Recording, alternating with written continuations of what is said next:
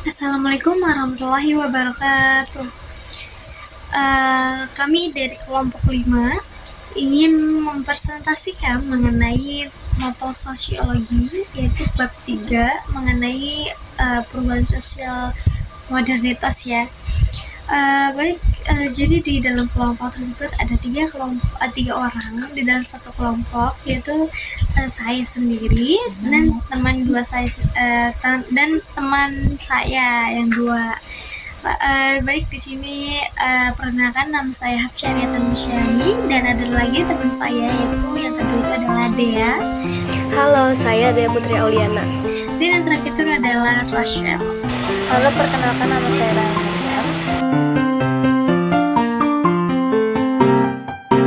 Oke, yang pertama ada teori postmodern.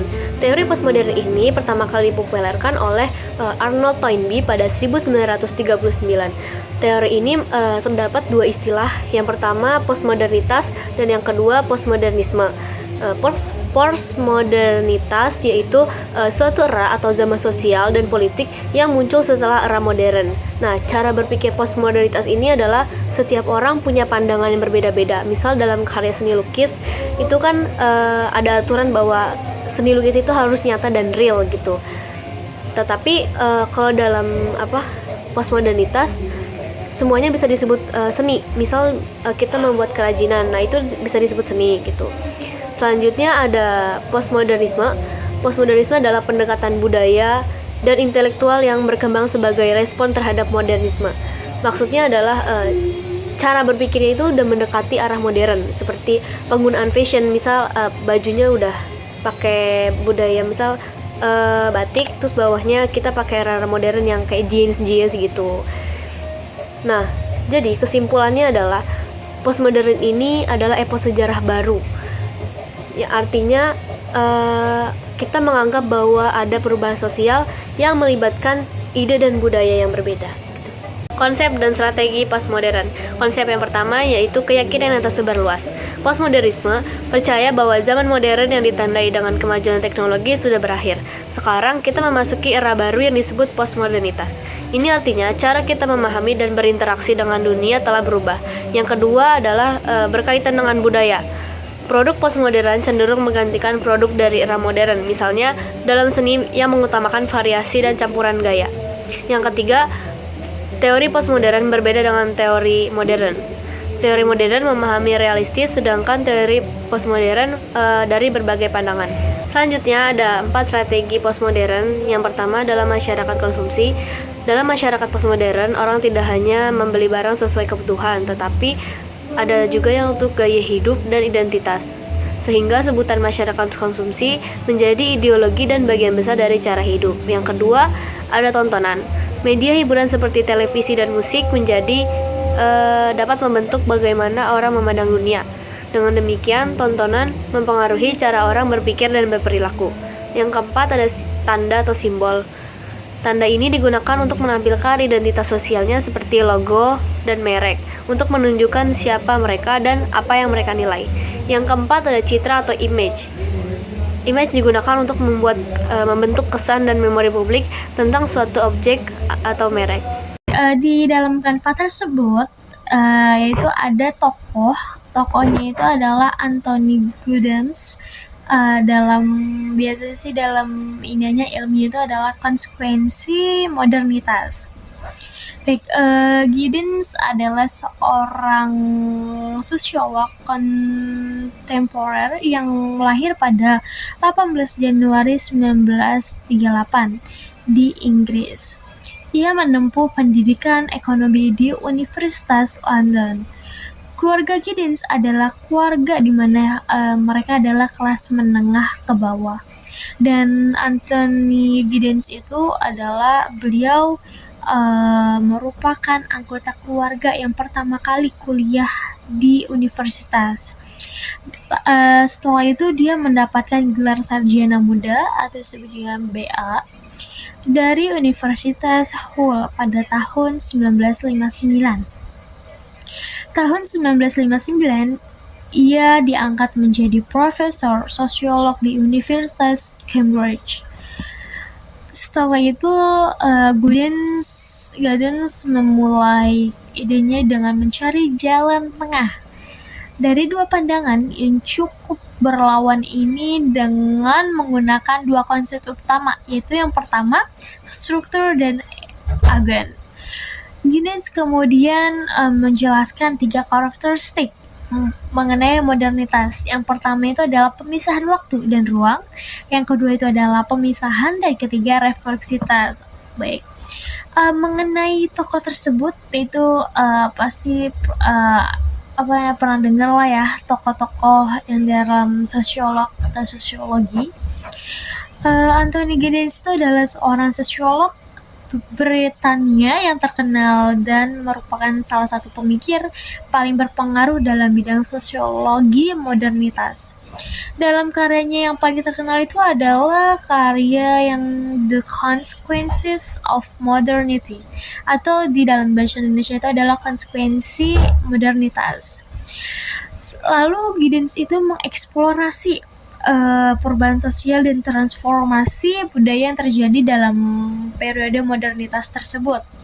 Giddens berpendapat bahwa modernitas ditandai oleh beberapa karakteristik kunci loh, termasuk peningkatan mobilitas sosial, terus individualisme, dan globalisasi.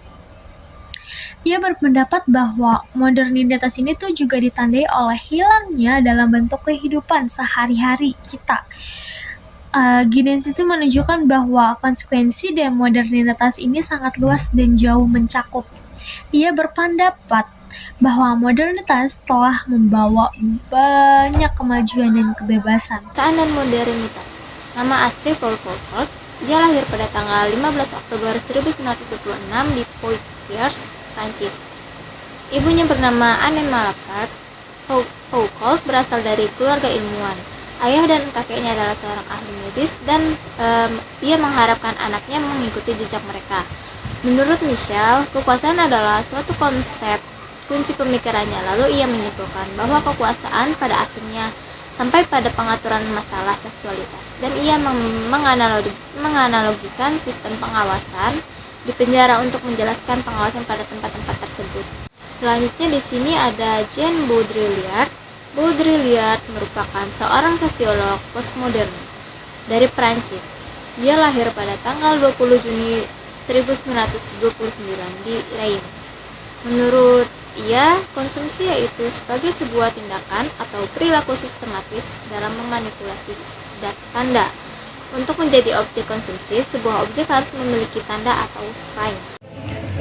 Kaitannya dengan perubahan sosial, yaitu postmodern mencerminkan sebuah pemikiran baru yang seolah-olah berusaha membuang mitos bahwa modernisasi selalu menghasilkan sebuah kemajuan bagi manusia. Postmodern ingin merombak semua pandangan tersebut dengan melakukan berbagai kritik mengenai fenomena perkembangan dan perubahan gaya hidup modern. Nah, masyarakat modern ini memiliki pikiran yang sulit ditangkap menggunakan akal sehat dan cenderung menggunakan berbagai cara untuk mencapai tujuannya. Misalnya dalam isu gender, seperti memanfaatkan tubuh perempuan untuk mendapatkan keuntungan dari beberapa pihak, dan kemiskinan dan ketidaksetaraan sosial. Baik, selanjutnya itu adalah terakhir itu adalah kesimpulan. Baik, kesimpulan dari teori-teori yang dari tokoh-tokoh tersebut ya, teori postmodernisme itu berupa itu menelanjangi berbagai permasalahan serta fenomena unik yang dialami oleh masyarakat modern. Nah, dalam berbagai fenomena tersebut pasti kita adanya tidak kesadaran dan adanya perunian kesadarannya yang menjadi bagian dari kehidupan kita sehari-hari. Maka kita tidak heran ya mendengar adanya postmodernisme atau postmodern yang sering disebut sebagai studi yang bersifat reflektif.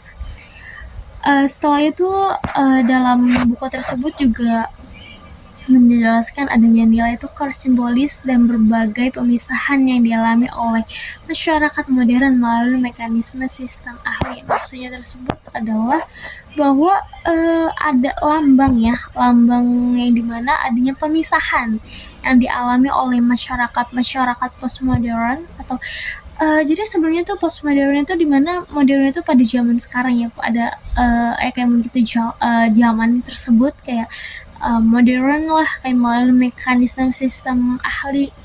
Karena kalau modern itu berarti zaman apa yang sekarang dilalui, bukan zaman klasik atau zaman dulu kan. Kalau modern itu kayak sampai misalkan tahun berapa sampai sekarang gitu. Nah, terus juga dalam buku bab 3 ini tuh kayak banyak banget fenomena-fenomena tersebut yang dapat adanya perubahan sosial ya. Terutama sih kita juga sering mengetahui dari berbagai tokoh sosiolog ya, mengenai perubahan-perubahan sosial, apalagi di dalam kehidupan sehari-hari kita. Nah, terus juga kalau setiap fenomena tersebut kan yang terjadi gitu kan pasti kita adanya kesadaran atau tidak kesadaran ya, karena kan kalau nanya fenomena pasti nggak terlalu ini kan, kayak apa sih namanya, mungkin emang terjadi begitu saja lah kalau ada fenomena ya. Apalagi kalau adanya perubahan sosial, kalau perubahan sosial pasti harus ada kesepakatan lah antara masyarakat gitu.